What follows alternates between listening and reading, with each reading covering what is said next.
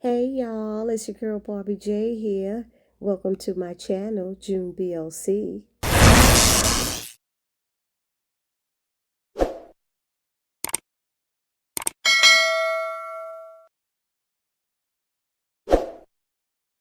What's up, everybody? It's your girl Barbie J here with the recap and review of Tyler Perry's comedy drama Sisters, Season 8, Episode 14. Knock Knock. And there was a lot of knock knock going on. People were knocking on Danny's door and ringing bells on Karen's door. I tell you. Anyhow, I actually enjoyed this episode. I liked the way it moved. For some reason, it moved smoothly for me this time. But I don't think that scene with Pam and Trey was needed. But they threw it in, so be it. Anyway, before we get started, if you're new here or if you are returning and have not subscribed to this channel as yet, please take a moment right now, hit that subscribe button, then hit the notification bell and select all. It'll let you know every time I upload any new content to this channel. Then I ask that you hit that like button, which is the thumbs up button, write a comment and join the conversation, and then share because sharing is caring. So this episode starts with Robin, who's at the Atlanta Police Precinct, and he has to deal with that rude police officer who is now being nice to him after she looked up at him and saw that he was handsome, yet she was still being rude to Jordan. Anyway, Robin was calm and Jordan's all up in his face, and I think he just still had alcohol in his system from drinking with his boys and stuff. And he's like, what's your goal here? And Robin told him, my goal is to the same, I hope, as yours, is to get your sister out here. So after a few more lines of dialogue, the officer is letting Robin back there, and Jordan stops him and puts out his hand to shake his hand. And he told him, if you could get my sister out, I don't care about nothing else that happened. You know, he don't care about nothing in the past. Meaning he don't care that he's Andy's ex or whatever it else it is, you know. All of a sudden they have a problem with Andy sending them help. So, anywho, then we see Andy. She comes running in after Robin goes back there, and she has on this yellow suit that I myself feel is inappropriate attire to wear while you're trying to get your client, who's not even your client and doesn't want anything to do with you, released. I mean, come on. She got half a titty almost showing. Got it looking sexy, the shoulder off suit. I mean, it's a cute suit to wear somewhere else, but not when you're trying to help a client and get them out and you don't have an appointment. So the officer just gives her forms to fill out, talking about somebody else went back there. And then she's telling Jordan she might have made a mistake, and Jordan is pissed. He starts making a scene up in there, and the police officer is she just watching it. She's smiling and stuff. She enjoying the drama. She's like, "Ooh, you know." He's like, "Your ex-boyfriend, this and that," and the police officer is all into it. And then later she goes, "As much as I'm enjoying this hip hop or whatever going on, it's not hip hop Atlanta." She's like, "You got to move that mess away from my desk and outside." You know, so they go over there and sit down. So next we see Zach and Fatima looking at their suspect board and saying that they hope they did the right thing by telling Andy, you know, they think Robin is a prime suspect. And Fatima says she was just trying to protect Andy and she didn't want him to be getting into bed with Robin if he is the person who stabbed Gary. So before Fatima leaves for work, Zach tells her, "I'm communicating now." And he lets her know that he's going to call Karen. And she's like, "Okay, tell her I said hi." And he's looking at her like, "What?" But anyway, so he calls Karen and apologizes for causing her stress. And she's a little bit funky with him. But he said he was, you know, worried about her and that he and Aaron will play nice going forward. But she didn't act like that way towards Aaron, who was the one who initiated all the drama in the hospital. So I don't even like how Karen's doing that. And then she's not being honest with him or herself, because that wasn't the stress that she was under. The stress she got was from finding out that Fatima is pregnant. Let's be real. Okay? Now over to Danny's apartment where she and Sabrina are chatting. We find that Sabrina went home to change her clothes and she brought Danny some breakfast. Danny thanks her for being a good friend and then tells her to get to work because she don't want her to lose her new management position on account of her. And Sabrina was like, "That's okay. I told them I was going to be a little late." I was like, "Girl, you can't keep being a little late all the time, you know, or you're going to be a little unemployed." you know? So now, as soon as Sabrina leaves, Tony shows up to Danny's apartment with this huge teddy bear as an apology, peace offering, and a get well soon gift, all wrapped up in one, he said. So Danny apologized for kicking him out yesterday, and she told him she needs some time, maybe a few days, before she could really talk to him about what's been going on. However, we do learn that she shared some of her college past with him, which I was very surprised about. I don't know about the rest of y'all. Y'all tell me what y'all thought about that down in the comments section. So as he was leaving, she called him back and said, "Aren't you forgetting something?" And she wanted him to kiss her goodbye. I said, "Okay." So they getting back together, y'all. Well, we knew that because he's a regular cast member now, so they had to keep him with her some kind of way. Anyway, now we see Robin. He approaches Penelope's cell, and of course, she doesn't want anything to do with him because of Andy. And he basically has to remind her of that little old saying, "Don't cut off your nose to spite your face." Then once she got calm and thought about it, then Penelope starts talking through the tears and telling him everything that happened. And she kept slipping and calling him Josh instead of Agent Watt. She kept saying Josh this and Josh that. And then she said how they got close and he was her friend and stuff. So, you know, the great attorney that Robin is, he was able to use all of that information against Agent Watt. So after leaving Penelope, Robin finds Agent Watt and they do a little back and forth talking and, you know, a little banter back and forth. And it wasn't no good banter.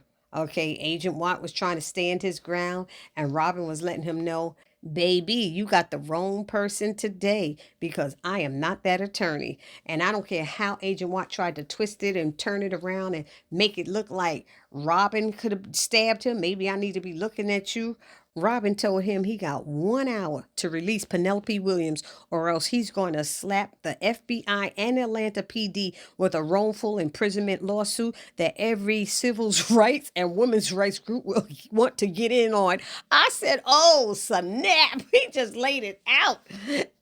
1 hour. But see, while they were standing there, I want to know where Jordan and Andy were at that moment because they looked like they were right in that spot that's behind that rude police officer.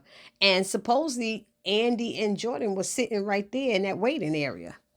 Anywho, next we see that scene where Karen calls Pam, who's supposed to be, you know, watching the salon for her, and she's pretending she's doing this work or getting this stuff done or whatever. And I could see half of her top looks like it's lace. And I said, "What the heck did Pam wear to work today?" I'm like looking at it, and when she hang up with Karen, we see Pam playing delivery with Trey, and he's butt naked. He got a box in front of her delivering the package, and she opens it up to see what was in it. I said, "What?"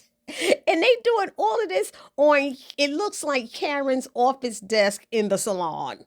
Okay, like I said, that scene wasn't needed, but I was like, "Oh my God, Pam, you're a mess." So now we see Sabrina and Rich, what's his last name? Blackburn, they said. So they're at the hospital and he's freaking out about why he was called there. And he knows regarding his sperm that they tested as a match for Sabrina, but he's making excuses. "Maybe I didn't shoot my shot. Maybe this, maybe that." You know, he going cuckoo crazy. And Sabrina's trying to get him to relax and relate and release, you know, just calm down. So they call his name and they go in there to talk to the doctor. And she tells him that his sperm count was fine. So I was wrong. I thought it was something with his sperm count, but that was right. But he carries the trait of sickle cell anemia, which makes him ineligible for sperm donation. So that's what happened. I'm glad they didn't make it something like that, what it was, you know. So we know she gonna have to call Damani back, and Rich is gonna have a serious problem about that. The thing is, if they were married, or let's just say they were having sex, and she got pregnant that way, it wouldn't be a problem because it's not a sperm donor thing. Because I remember when I had my child had the sickle cell trait, and I think it came from my husband's side, if I remember correctly. Anyway, they said that if my son married somebody else with the sickle cell trait, that their child might end up with sickle cell. Next, we see Zach. He shows up at Danny's apartment as a friend because Karen told him that Danny wasn't doing well or something, or had something happen to her that night, and she knows he would be concerned about her. So that's why he shows up. And she's like, Zach, what you doing here? How you know? And stuff. He's like, Karen told me. She's like, oh, she could tell you my business and put it all out there, but I can't tell that nobody that she having twins by two baby daddies, right? So Zach is like, what's going on? And he sits down, and Danny doesn't really want to talk. He said, you might as well talk because I'm not leaving here. And he told her, you saw me at my lowest. You saw me at my lowest right here in your apartment. You always held me down. You had my back. And he let her know there's no judgment here.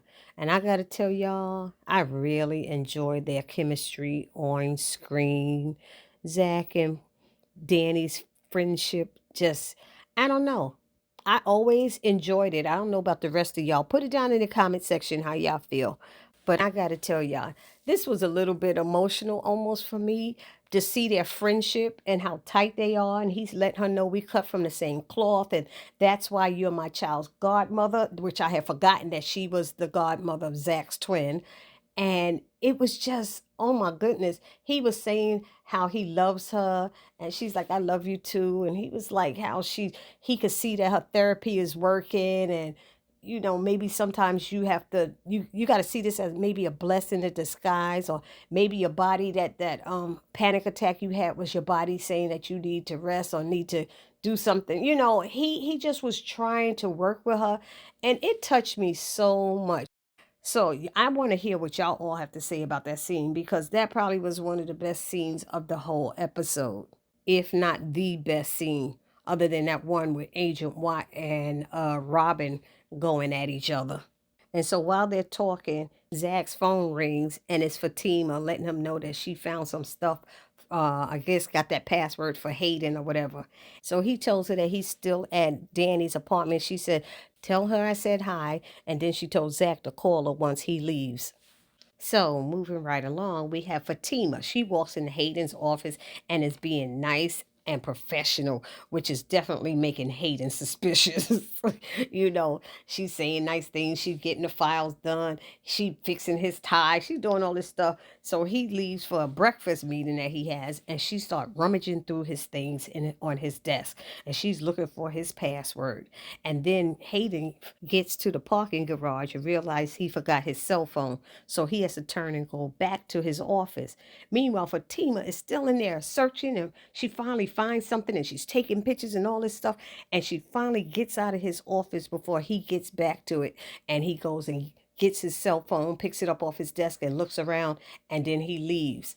And she sees him. I'm like, she just made it out in time. I thought she was going to get caught. I was so glad she didn't. Now back at the precinct, we see that rude officer on the phone gossiping. She say, honey, we saw a whole episode of Love and Bebop right here in this station. And I fell out. I said, Lord help me. And then we see, Lord, that woman's funny. But we see Andy and Jordan sitting there as Penelope comes out. And she thanks Robin and says, I don't know what I would have done without you, Mr. Autry. And he said, call me Robin. And you see Andy standing there looking up and down and having an attitude or some kind of little stank funkiness going on, you know. And he was about to say, if anybody you should think would be Andy, he's about to say Andy, and Andy gets jealous and runs off, and Robin goes after her.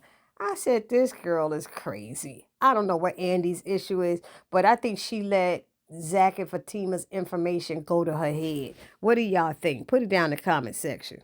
Now we're at Andy's penthouse, and she's trying to figure out how Robin was able to get Penelope released so quickly. And so he gets up there and comes into the apartment because he chased her all the way there. And she asks him, why did he agree to take Penelope's case? And he's like, am I being punked? The MTV come back with punk. He's like, you the one that asked me. And she asked him if he was feeling guilty. And he was like, I have no reason to feel guilty. He reminds her, you're the one who asked me to take this case. I didn't want to do it. So then she asked him if he stabbed Gary. And he's looking at her like she cuckoo crazy. Then we see Fatima showing up at Karen's apartment unannounced, give Karen a little taste of her medicine, and to talk about, I think, what happened the night before.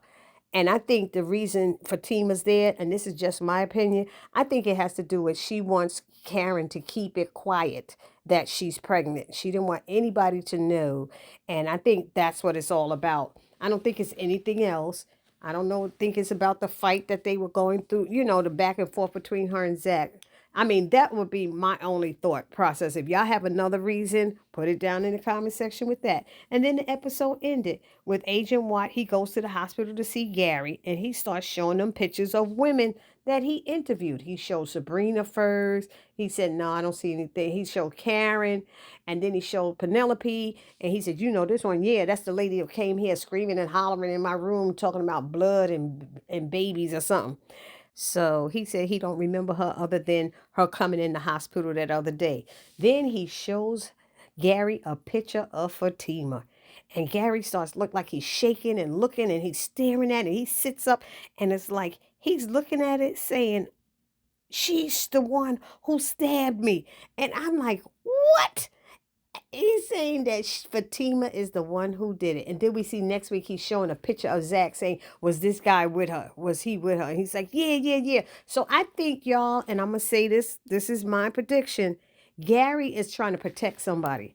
I think Gary knows who did it, but he's trying to put the blame on Fatima and Zach because they're the two who give him the hardest way to go. Y'all tell me what y'all think about that. And that's the way the episode ended. So again, let me know your thoughts and feelings about this episode. Put it down in the comment section. Please do not forget to subscribe, like, comment, and share. It's your girl Barbie J saying I'll see you in the next video. Peace.